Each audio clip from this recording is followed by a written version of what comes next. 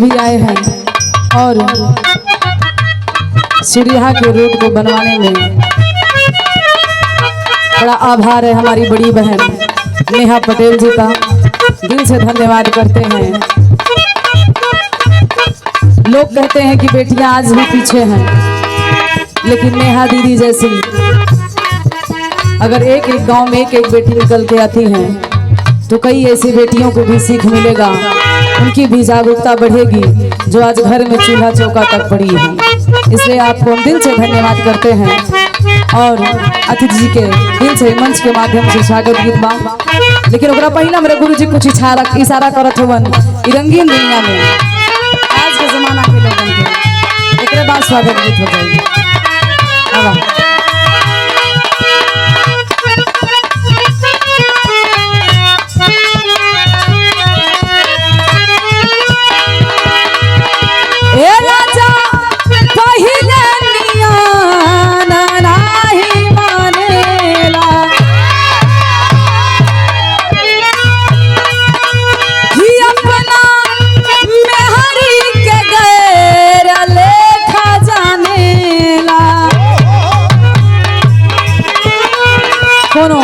पत्नी अपने पति से कहा था कि पति पत्नी का रिश्ता जो है अटूट होता है, पवित्र होता है।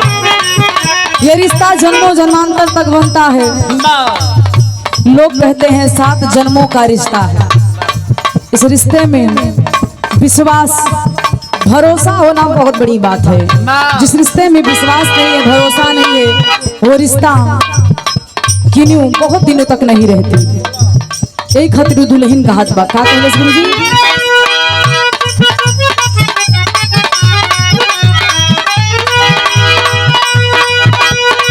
राजा पहिल नियन नहीं मानेला,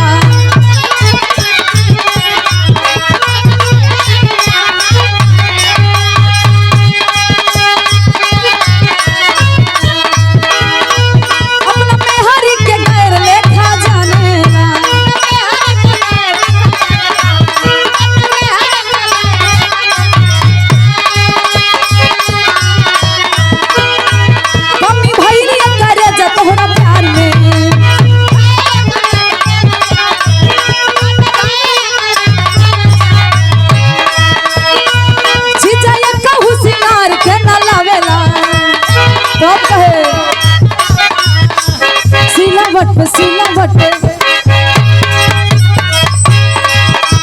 सिलावट छुड़िया फोरल हुए जान,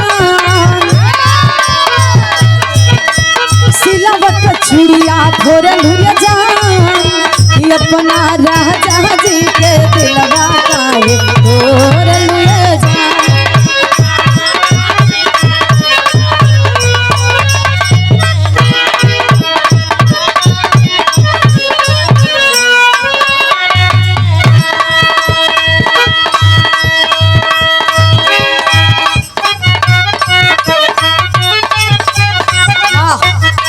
कलाकारी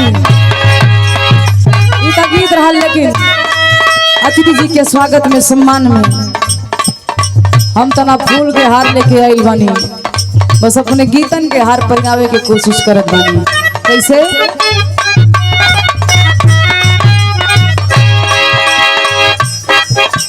स्वागत में अर्पित बासु मनवा,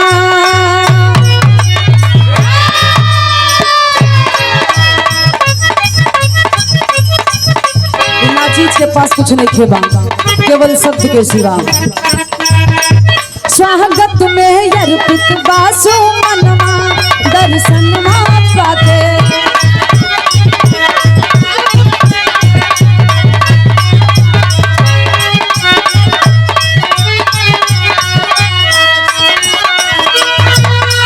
बहुत अच्छे।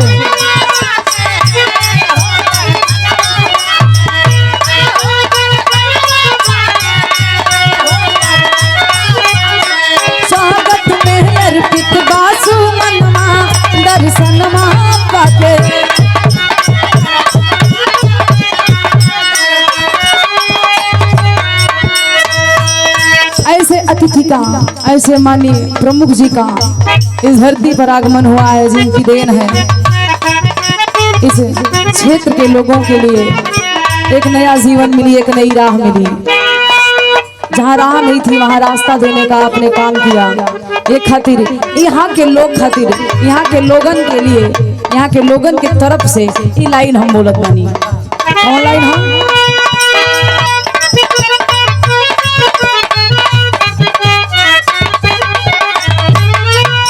सब लोग खुश बा आपके आगमन से, आपके स्वागत में। हर कोई केहू पल के बिछोले बा, केहू फूल माला के हार लेके बैठल बा। कब हमारा तिथि है, कब उनकर हम स्वागत अभिनंदन बंदन करब। लाइन बा कैसे?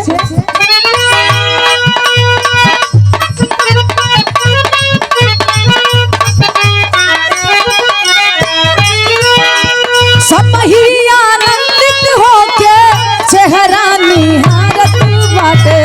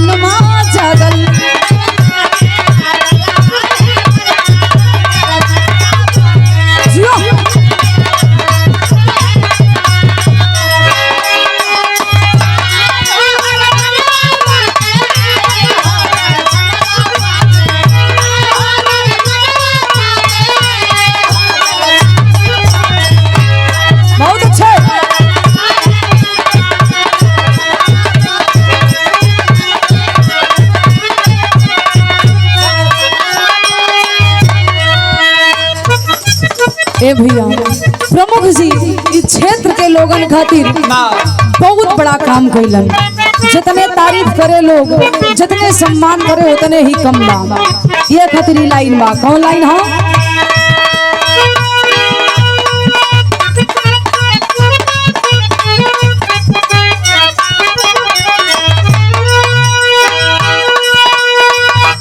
पहले विकास प्रमुख रोडवा बनवाऊले।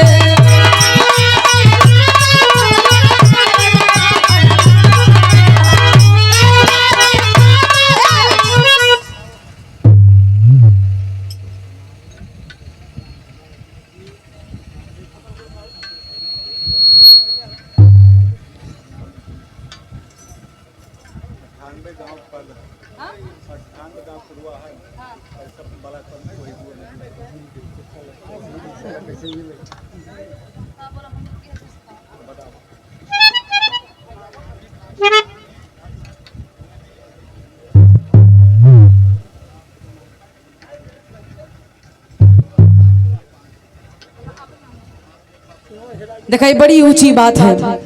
98 ग्राम सभा में ऐसा आज तक कोई प्रमुख जी नहीं हुए, जो कि आप लोगों का सौभाग्य है कि आप आदरणीय सम्मानी श्री प्रकाश शुक्ला जी प्रमुख जैसे आप लोगों को मिले हैं। एक बार हम चाहत बनी प्रधान जी के विचार पे एक बार जोरदार ताली बजे के चाहिए।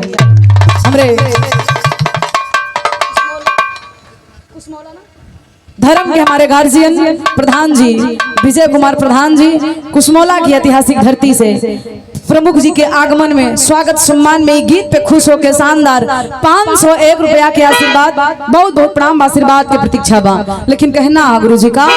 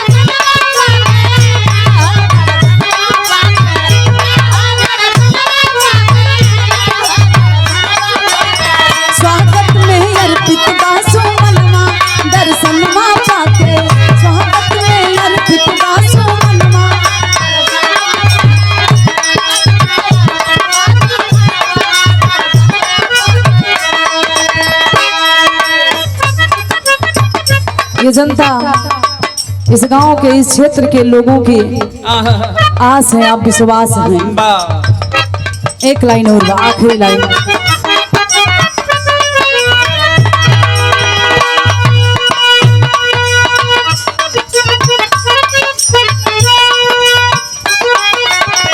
ये क्षेत्र के लोग कह रहे हैं, सिहरी प्रकाश अब से आशा लगा ले,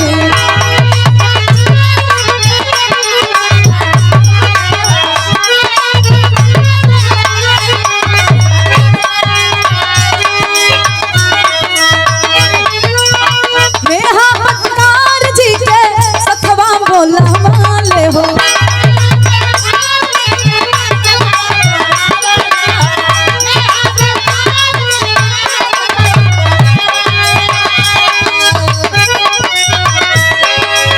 सिहरी प्रकाश अब से आशा लगवाली हो, नेहा पटकार जी के सथवा बोला माली हो,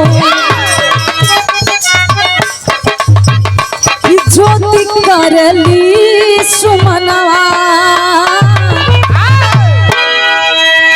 ज्योति याद करेली सुमिरनमा, दर्शनमा पाके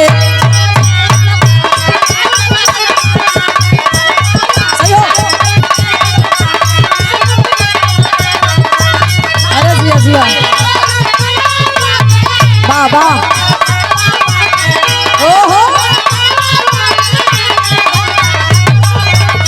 स्वागत में अर्पित बासु मनवा, दर्शन पाके स्वागत में अर्पित बासु मनवा, दर्शन पाके कि स्वागत में अर्पित बासु मनवा, दर्शन पाके।